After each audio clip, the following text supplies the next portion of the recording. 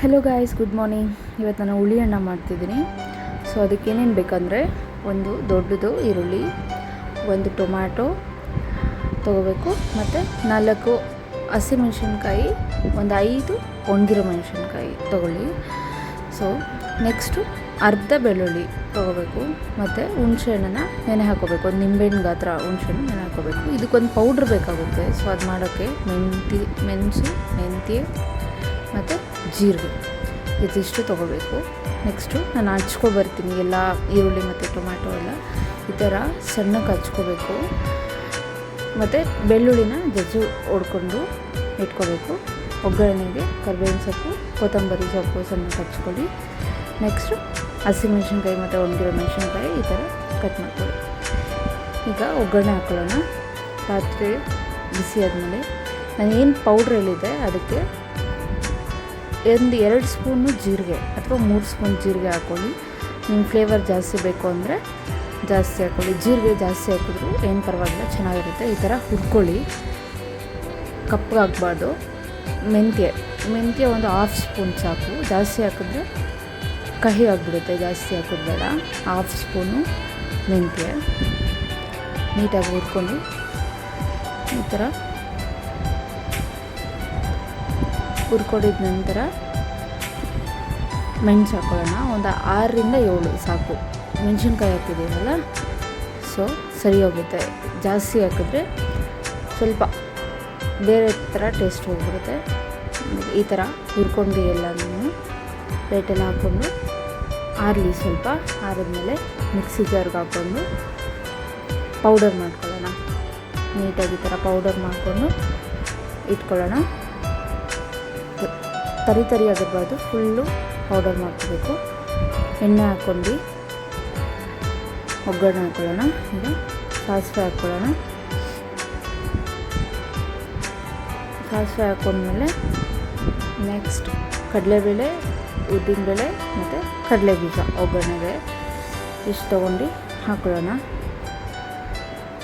ಸ್ವಲ್ಪ ಗರಿ ಆಗಲಿ, ಅದು ಎಣ್ಣೆಯಲ್ಲಿ ಫ್ರೈ ಮಾಡ್ಕೊಳ್ಳೋಣ. ಮಾಡ್ಕೊಂಡ ನಂತರ ಈ ಥರ ಸ್ವಲ್ಪ ಗರಿ ಆದರೆ ಚೆನ್ನಾಗಿರುತ್ತೆ. ನೆಕ್ಸ್ಟ್ ಕರಿಬೇವಿನ ಸೊಪ್ಪು ಹಾಕ್ಕೊಳ್ಳೋಣ. ಸ್ವಲ್ಪ ನೀರಿತ್ತು. ಈಗ ಬೆಳ್ಳುಳ್ಳಿ, ಜಜ್ಜಿಟ್ಕೊಂಡಿರೋಂಥ ಬೆಳ್ಳುಳ್ಳಿ ಹಾಕ್ಕೊಂಡು ನೀಟಾಗಿ ಮಿಕ್ಸ್ ಮಾಡ್ಕೊಳ್ಳೋಣ. ಮತ್ತು ಮೆಣಸಿನ್ಕಾಯಿ ಏನು ನಾವು ಕಟ್ ಮಾಡಿ ಇಟ್ಕೊಂಡಿದ್ದೀವಿ ಆ ಮೆಣಸಿನ್ಕಾಯಿನ ಹಾಕ್ಕೊಂಡು ಮಿಕ್ಸ್ ಮಾಡಿ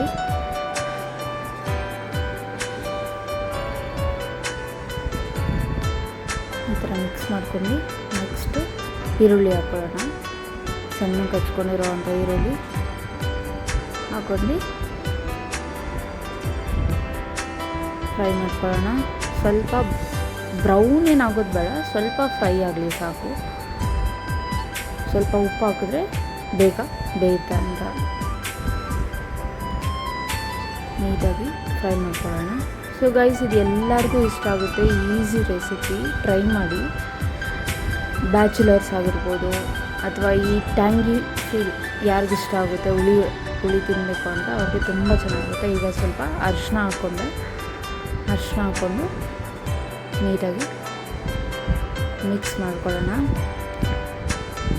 ತುಂಬ ಚೆನ್ನಾಗಿರುತ್ತೆ. ಸೊ ಈ ಪ್ರೆಗ್ನೆಂಟ್ ವಿಮನ್ಗೂ ಅಷ್ಟೇ ಇಷ್ಟ ಆಗುತ್ತೆ. ಈಗ ಟೊಮ್ಯಾಟೊ ಹಾಕ್ಕೊಂಡು ಸ್ವಲ್ಪ ಸಾಫ್ಟ್ ಆಗಬೇಕು ಟೊಮ್ಯಾಟೊ, ಅಲ್ಲಿವರೆಗೂ ನೀಟಾಗಿ ಫ್ರೈ ಮಾಡ್ಕೊಳ್ಳೋಣ. ಪ್ರೆಗ್ನೆಂಟ್ ವುಮನ್ಸ್ಗೆ ತುಂಬ ಇಷ್ಟ ಆಗುತ್ತೆ, ಬೇಕಿದ್ರೆ ಟ್ರೈ ಮಾಡಿ. ಈಗ ನೀಟಾಗಿ ಸಾಫ್ಟ್ ಆದಮೇಲೆ ಹುಣಸೆಹಣ್ಣು ನೆನೆಸಿಟ್ಕೊಂಡಿರೋಂಥ ನೀರನ್ನು ನೀಟಾಗಿ ಕಿವುಚ್ಕೊಂಡು ಬೌಲಲ್ಲಿ ತೊಗೊಂಡು ನೀಟಾಗಿ ಹಾಕ್ಕೊಳ್ಳೋಣ. ಹುಣಸೆಹಣ್ಣು ಹಾಕಿದ್ಮೇಲೆ ಜಾಸ್ತಿ ಏನೋ ಕುದಿಸೋದು ಬೇಡ. ಸ್ವಲ್ಪ ಹೊತ್ತು ಈ ಥರ ಆದಮೇಲೆ ಪೌಡರ್ನ ನಾವೇನು ರುಬ್ಬಿಟ್ಕೊಂಡಿದ್ವಿ ಆ ಪೌಡರ್ನ ಹಾಕಿ ನೀಟಾಗಿ ಒಂದು ಒಳ್ಳೆ ಮಿಕ್ಸ್ ಕೊಟ್ಟು ನೋಡಿ, ಸಖತ್ತಾಗಿ ಬರ್ತಿದೆ ಸ್ಮೆಲ್ಲು. ಸೂಪರಾಗಿರುತ್ತೆ. ಒಂದು ಸಲ ಟ್ರೈ ಮಾಡಿ. ನಾನು ಆಲ್ರೆಡಿ ಅನ್ನ ಮಾಡಿಟ್ಕೊಂಡಿದ್ದೀನಿ. ಸೊ ನೀಟಾಗಿ ಫ್ರೈ ಮಾಡ್ಕೊಂಡು ಈಗ ಕೊತ್ತಂಬರಿ ಸೊಪ್ಪು ಹಾಕಿ ಮಿಕ್ಸ್ ಮಾಡೋದು ಅಷ್ಟೇ. ನೀವು ಮಾಡಿ ಟೇಸ್ಟ್ ನೋಡಿ. ನಿಮಗೇನಾದರೂ ಕಡಿಮೆ ಉಪ್ಪು ಖಾರ ಕಡಿಮೆ ಇದ್ದರೆ ಒಂಚೂರು ಚಿಲ್ಲಿ ಪೌಡ್ರ್ ಹಾಕ್ಬೋದು. ಮತ್ತು ಇದಕ್ಕೆ ಒಂಚೂರು ಸೀಕ್ರೆಟ್ ಇಂಗ್ರೀಡಿಯೆಂಟ್ ಹಾಕ್ತೀನಿ. ಇದೇನೆಂದರೆ ಸಾಂಬಾರು ಪುಡಿ. ನೀಟಾಗಿ ಸ್ವಲ್ಪ, ಜಾಸ್ತಿ ಬೇಡ, ಸ್ವಲ್ಪ ಸಾಂಬಾರು ಪುಡಿ ಹಾಕ್ಕೊಂಡ್ರೆ ಒಳ್ಳೆ ಟೇಸ್ಟ್ ಬರುತ್ತೆ. ಒಂದು ಸಲ ಟ್ರೈ ಮಾಡಿ. ಸಾಂಬಾರು ಪುಡಿ ಹಾಕ್ಬೋದು ಅಥವಾ ಹಾಕ್ದೇ ಇರ್ಬೋದು, ನಿಮ್ಮ ಇಷ್ಟ. ಸೊ ಈ ಥರ ಅನ್ನಕ್ಕೆ ನೀಟಾಗಿ ಮಿಕ್ಸ್ ಮಾಡಿ ನೋಡಿ. ಹುಳಿ ಅನ್ನ ರೆಡಿಯಾಗಿದೆ. ಸೂಪರಾಗಿದೆ, ನೋಡೋಕ್ಕೇ ಸಖತ್ತಾಗಿದೆ. ಸೊ ಟ್ರೈ ಮಾಡಿ. ನೀವು ಲೈಕ್ ಮಾಡಿ, ಶೇರ್ ಮಾಡಿ, ಕಮೆಂಟ್ ಮಾಡಿ ಹಾಗೂ subscribe my YouTube channel. Thank you. Bye bye.